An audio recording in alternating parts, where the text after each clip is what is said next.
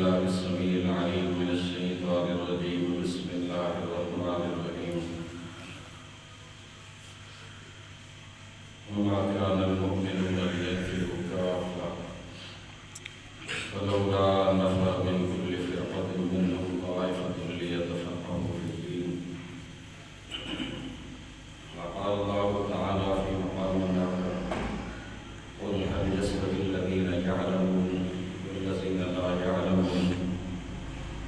صدق الله وصدق رسوله النبي الكريم الأمين الرؤوف الرحيم اللهم رب اشرح لي صدري ويسر لي أمري واحلل عقدة من لساني يفقهوا قولي إن الله وملائكته يصلون على النبي يا أيها الذين آمنوا صلوا عليه وسلموا تسليما الصلاة والسلام عليك يا سيدي يا رسول الله وعلى آلك وأصحابك يا حبيب الله الصلاة والسلام عليك يا رحمة للعالمين وعلى آلك وأصحابك يا شفيع المذنبين صفت و ثنا مالک النظام رب وحدہ لا شریک جل وجلہ الکریم کی بابرکت ذات کے لیے درود و سلام خاتم الانبیاء شافع روز جزا ساقی کوثر محبوب رب اکبر کی عظیم بارگاہ میں بطور ہدیہ بارگاہ کریم میں دعا ہے شعبان المعظم کے اول جمعۃ المبارک کی حاضری کو ہم سب کے لیے باعث نجات ذریعہ مغفرت بنائے۔ شعبان المعظم نیکیوں کی بہار کا مہینہ ہے۔ یہ وہ مقدس اور عظیم تر مہینہ جس کے بارے میں اس مبارک زبان نے ارشاد فرمایا جس زبان پر وحی الہی کے نغمے اور ترانے جاری رہتے تھے، فرمایا شعبان الشہری شعبان مجھ مصطفیٰ کا مہینہ ہے۔ سبحان اللہ سبحان اللہ۔ سیدنا حضرت جعفر صادق رحمۃ اللہ تعالیٰ علیہ فرماتے ہیں، امام سخاوی نے القول البدیع کی صفحہ نمبر 395 پر اس روایت کو نقل کیا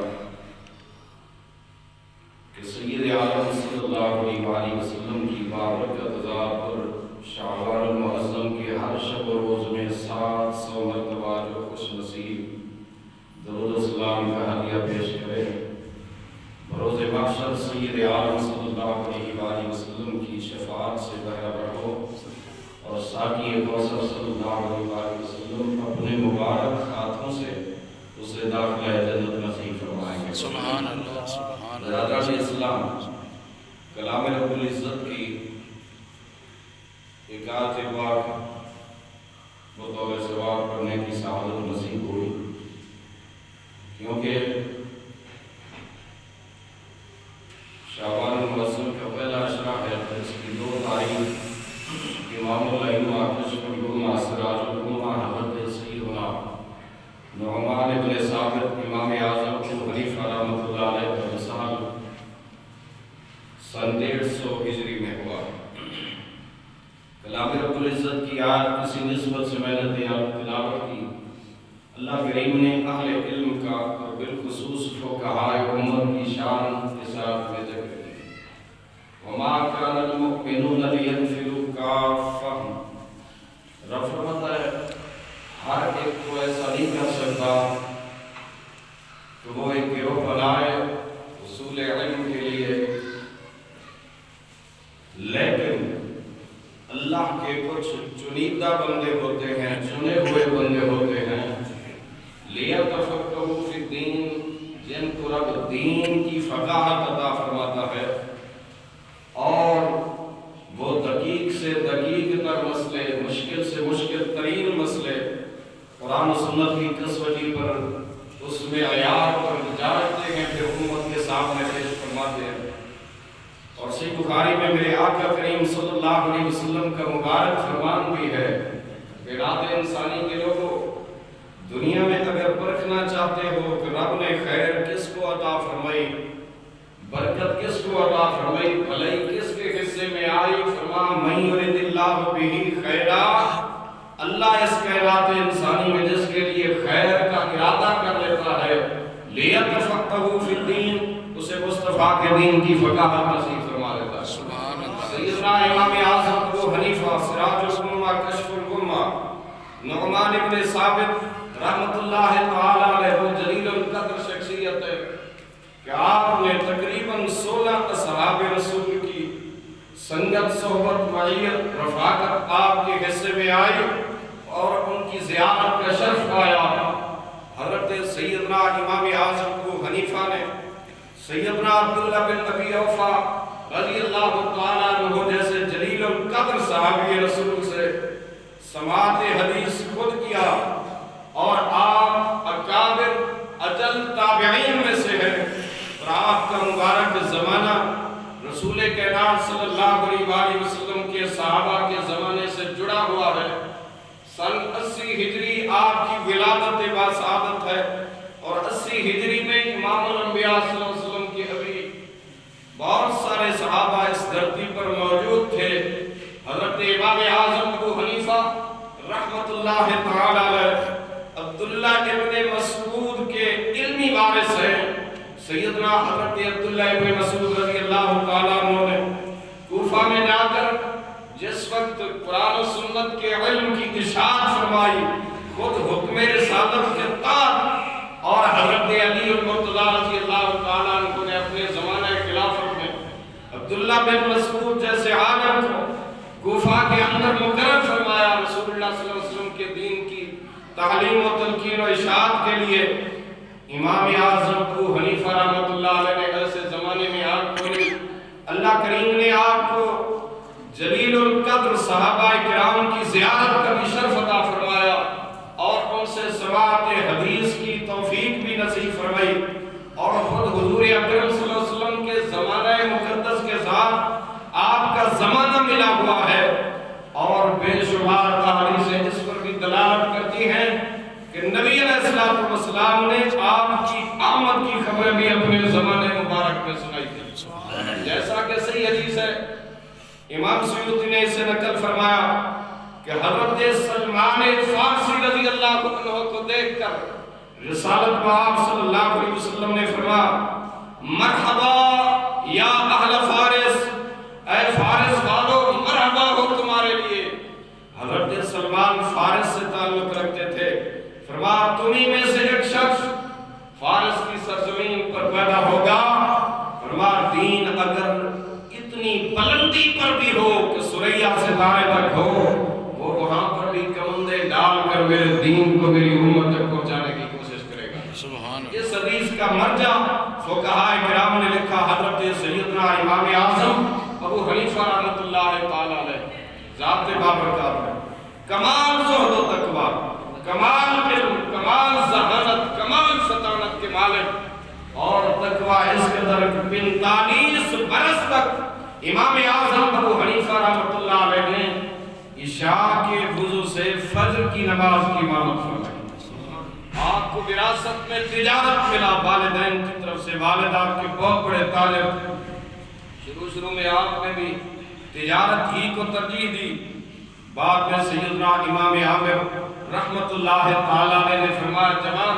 میں آپ کی پیشانی میں مصطفیٰ کریم صلی اللہ علیہ وسلم کے دین کی برکت چمکتا ہوا دیکھتا ہوں، میں چاہتا ہوں آپ دین میں فقاہت حاصل کریں۔ تو ایسے زمانے میں امام اعظم ابو حنیفہ رحمت اللہ تعالی علیہ آپ نے 45 برس تک عشاء کے وضو سے فجر کی نماز پڑھی۔ یہ معمولی بات نہیں، کہنے کے لیے زبان پر شاید جملہ آسان ہو، مگر کر کے دکھائے۔ ایک رات کوئی شب بیداری کرنا مشکل ہوتا ہے، مگر 45 برس تک یہ مبالغہ آرائی نہیں، حقیقت ہے کہ امام اعظم ابو حنیفہ رحمۃ اللہ علیہ ساری رات شب بیداریوں میں گزارتے تھے، اور رات کے 2 رکعت کے اندر ختم قرآن پاک فرمایا گیا۔ حضرت امام اعظم ابو حنیفہ رحمت اللہ تعالی علیہ قرآن کریم سے محبت، شغف اور لگن اس قدر تھا، آپ کے بیٹے حضرت حماد رضی اللہ تعالی عنہ نے جس وقت کوفہ کے بہت بڑے قاری قرآن سے آپ نے قرآن کریم کو ناظرہ تعلیم حاصل کیا، الحمد کی الف سے لے کر والناس کے سین تک حضرت حماد نے ختم قرآن کیا۔ امام اعظم ابو حنیفہ رحمۃ اللہ علیہ کو انتہائی خوشی ہوئی، میرے بیٹے نے ناظرہ قرآن پاک پڑھا ہے۔ 4 لاکھ درہم اس استاد کی خدمت میں بطور خدمت پیش فرمائے۔ کہا استاد محترم یہ آپ نے میرے بچے کو قرآن کریم ناظرہ تعلیم دی۔ برادران اسلام یہ وہ لوگ تھے جو قرآن کریم کی قدر کو جانتے تھے، اور میں نے یہ بھی بزرگان دین میں پڑھا ہے کہ جنہوں نے قرآن کریم کی قدر دانی کی ہے، اللہ کریم نے صبح قیامت تک نام نہیں کروا دیا تھا۔ امام اعظم ابو حنیفہ رحمۃ اللہ علیہ انہی میں سے ایک بہت بڑی شخصیت ہے، اور تقوی کا عالم یہ کہ سیدنا امام اعظم ابو حنیفہ رحمۃ اللہ تعالی علیہ بغداد شہر کے اندر کسی کی بکری چوری ہو گئی۔ حضرت امام اعظم ابو حنیفہ رحمۃ اللہ علیہ کو بتایا گیا، آپ نے لوگوں سے پوچھا اور دانشوروں سے پوچھا، دانا لوگوں سے، عقل مند لوگوں سے پوچھا، میاں مجھے بتا سکتے ہو ایگزیکٹ بکری کی عمر کتنی ہوتی ہے، طبی عمر؟ لوگوں نے کہا جی 7-8 برس، یہ طبی عمر ہے بکری کی۔ حضرت امام اعظم ابو حنیفہ رحمۃ اللہ علیہ نے ان 8 برسوں میں بکری کا گوشت کھانا چھوڑ دیا۔ فرمایا ممکن ہے کہیں بازار میں وہی چوری شدہ بکری کا گوشت آیا ہو اور وہی میرے پیٹ کے اندر اتر جائے، اور لقمہ حرام ایک بھی پیٹ میں جائے تو اللہ علم والے نور کو چھین لیتا ہے۔ برادران اسلام یہ کتنی بڑی بات ہے، ہم نے کبھی پرواہ کی اور کتنی بڑی نعمتیں کھا کے اور پھر ڈکار بھی لے کے اللہ کی ناشکری بھی کر کے جناب والا کتنی نعمتیں رگڑ جاتے، اور اس پر کبھی کوشش بھی جانچنے بھی کی بھی کوشش نہ کی کہ آیا یہ رزق حلال، یہ لقمہ حلال بھی تھا یا لقمہ حرام تھا۔ سیدنا امام اعظم ابو حنیفہ آپ کی عظیم شخصیت، وہ عظیم شخصیت کہ حضرت امام اعظم ابو حنیفہ رحمۃ اللہ علیہ نے اپنے زمانے میں دین اسلام کی اس قدر خدمت کی، ہزاروں کی تعداد میں آپ کے شاگرد ہوا کرتے تھے۔ امام اعظم ابو حنیفہ حضرت امام محمد باقر رحمۃ اللہ علیہ کی مجلس میں بھی رہے، حضرت سیدنا امام جعفر صادق رضی اللہ عنہ کی مجلس سے بھی 2 سال تک آپ نے استفادہ علم کیا، اور خود فرمایا کرتے تھے لولا السنتان لہلک النعمان، اگر جعفر صادق رحمۃ اللہ علیہ کی شاگردی میں 2 سال مجھے میسر نہ آتے شاید ابو حنیفہ ہلاک ہو جاتا۔ ابو حنیفہ کا جو علم بھی ہے یہ مصطفیٰ کے آل بیت کی خیرات ہے، مجھے اسی در سے نصیب ہوئی ہے۔ برادران اسلام، حضرت امام اعظم ابو حنیفہ، وقت نہیں کہ میں آپ کی عظمت کو سلامی پیش کر سکوں، آخری جملہ حضرت قاضی امام ابو یوسف رحمۃ اللہ علیہ فرماتے ہیں جس وقت استاد محترم کا اس دنیا سے وصال ہوا، جام شہادت آپ نے نوش کیا، خلیفہ منصور نے زہر دلا کر آپ کو جیل کے اندر شہید کروا دیا۔ حضرت امام اعظم ابو حنیفہ رحمۃ اللہ علیہ کو جس وقت غسل دے رہے تھے، امام ابو یوسف آپ کے لاڈلے شاگرد ہیں اور چہیتے شاگرد ہیں، انتہائی لائق و فائق شاگرد ہیں، فرماتے ہیں میں بھی تھا، امام محمد بن حسن شیبانی رحمۃ اللہ علیہ بھی تھے، ہم نے استاد محترم کو جس وقت غسل دیا، غسل کے بعد ہم نے جس وقت کپڑا ہٹا کے کفن کا کپڑا پہنانا چاہا، وہ 3 چادریں کفن کی آپ کو جس وقت پہنانی چاہیے، فرمایا ہم نے دیکھا آپ کی پیشانی پر غیب سے لکھا ہوا یہ چیز قرآن کریم کی آیت پر آئی، یا ایتھا النفس المطمئنہ ارجعی الی ربک راضیۃ مرضیہ فادخلی فی عبادی وادخلی جنتی۔ فرمایا ہم نے بازو کو پھیلا کے جس وقت بازو پہ کپڑا چڑھایا، حضرت امام اعظم ابو حنیفہ کی دائیں بازو پر غیب سے فرما لکھا ہوا آیا ادخل الجنت بغیر حساب، فرما بائیں بازو پہ ہم نے لکھا ہوا پایا حضرت امام اعظم ابو حنیفہ رحمت اللہ تعالی علیہ کے لیے انا لا نضیع اجر من احسن عملا، فرما جب سینے پہ کفن کی چادر چڑھا رہے تھے ہم نے دیکھا قرآن کی آیت ابھر آئی آپ کے سینے پہ، یبشرہم ربہم برحمت منہ ورضوان وجنات لہم فیہا نعیم مقیم خالدین فیہا ابدا۔ دنیا والوں یہ ہیں سیدنا امام اعظم ابو حنیفہ رحمت اللہ تعالی علیہ جن کے ادب کا یہ عالم ہے۔ حضرت سیدنا مکتوبات سعید میں خواجہ محمد سعید رحمۃ اللہ علیہ نے لکھا دن قیامت کے فرمایا اللہ کی بارگاہ سے اعلان ہوگا مصطفیٰ کی امت میں سے فرمایا صحابہ کرام کے بعد سب سے بڑا عالم کھڑا ہو جائے فرمایا کوئی اور کھڑا نہیں ہوگا امام اعظم ابو حنیفہ کھڑے ہوں گے آپ کے شاگرد ہی کھڑے ہوں گے حضرت امام اعظم ابو حنیفہ ادب کا یہ عالم ہے کہ سیدنا حضرت امام اعظم ابو حنیفہ ہر سال حج فرمایا کرتے تھے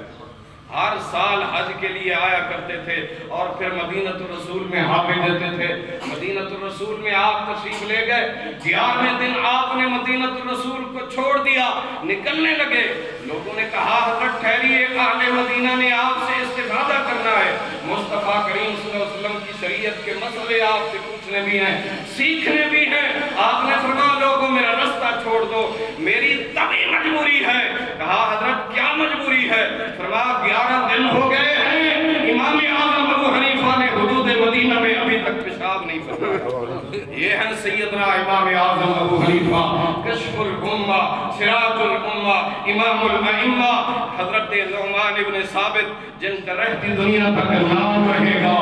کیونکہ انہوں نے مصطفیٰ کریم صلی اللہ علیہ وسلم کی شریعت کے لیے کام ہی ایسا فرمایا اللہ کریم کی بارگاہ میں دعا ہے سیدنا امام اعظم ابو حنیفہ رحمۃ اللہ علیہ کے صدقے میں ہم سب کو بلندی درجات عطا فرمائے